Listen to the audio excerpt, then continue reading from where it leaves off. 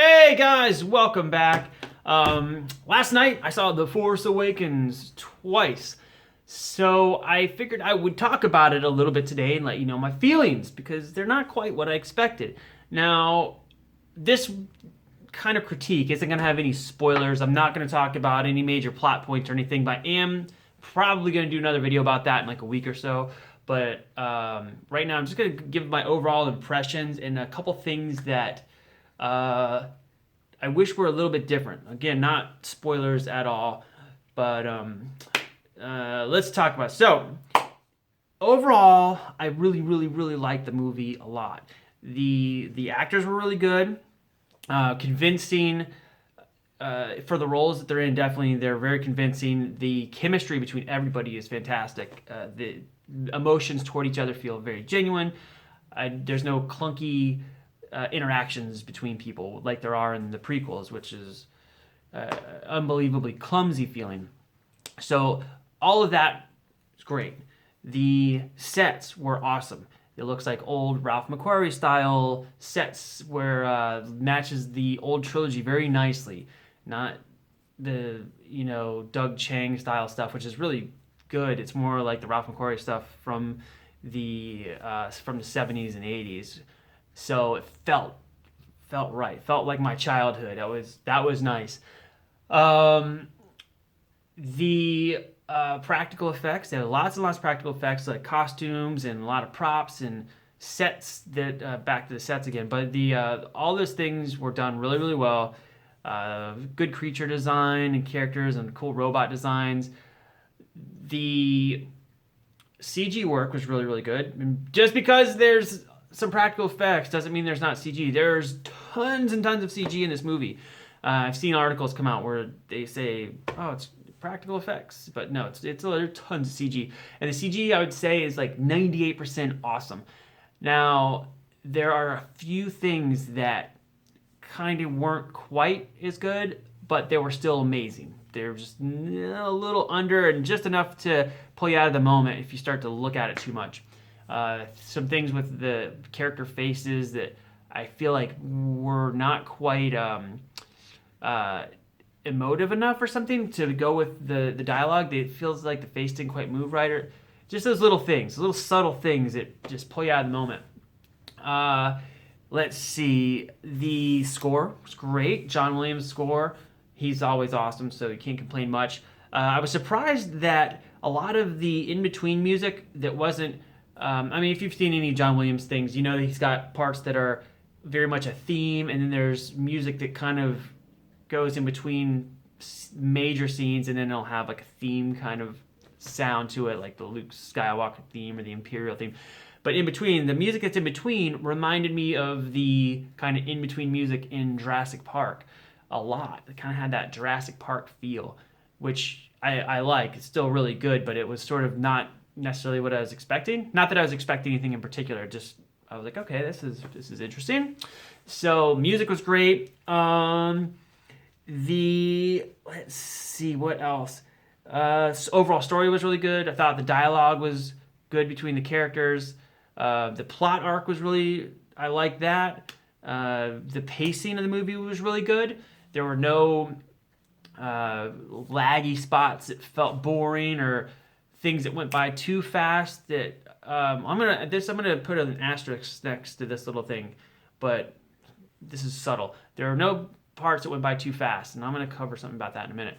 But overall, everything was like just great. But for some reason, I didn't get the emotional kind of oomph that I was expecting to get, and I couldn't quite pinpoint why it was, because everything I was looking at was right. Everything was happening right, music right, and something was not sitting with me correctly. So I started thinking about it, like, why isn't this like touching me in the right way?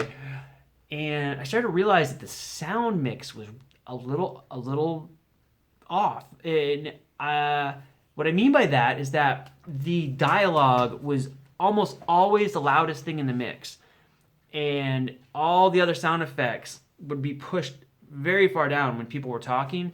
So, and it's subtle enough where it doesn't stand out, but it's it's noticeable enough that your brain starts to like get taken out. For me, it does anyway. I'm hypersensitive with sound things. So there's scenes where, for example, the pilots are flying and they're talking to each other over the radios, and the actors are doing the scenes like I would want them to do. They're speaking loudly. Oh, cover me! I'm going in. That this kind of thing. And it sounds like they would be screaming over the sound of the actual spacecraft.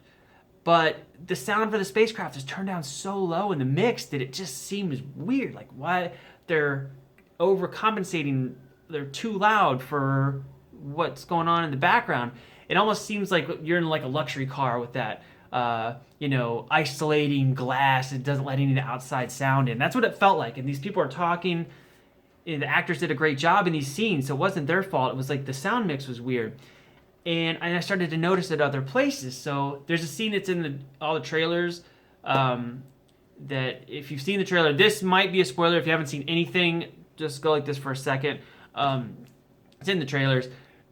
Finn and Rey are running in the desert, and they're having a dialogue. And it sounds like the dialogue is recorded in a booth.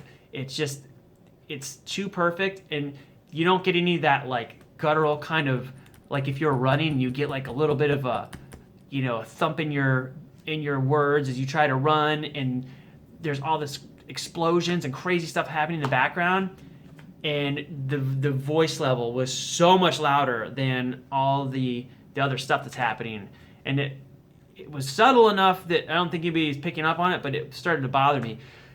It happened throughout the movie. It happens a whole bunch of times, but there are scenes when they're in a hangar and the spaceships are starting to take off, and you hear the engine sound. It's there, but it's lower in the mix than the sound of people's feet shuffling around, getting around the hangar, and it got to the point where I was like just focusing on where the sound was wrong, and I was kind of starting to miss parts of the movie. When I saw it the second time, I felt like some of the scenes I was seeing for the first time, because I was actually able to pay a little more attention to what was on screen instead of just being like, oh my god, the sound is so screwy.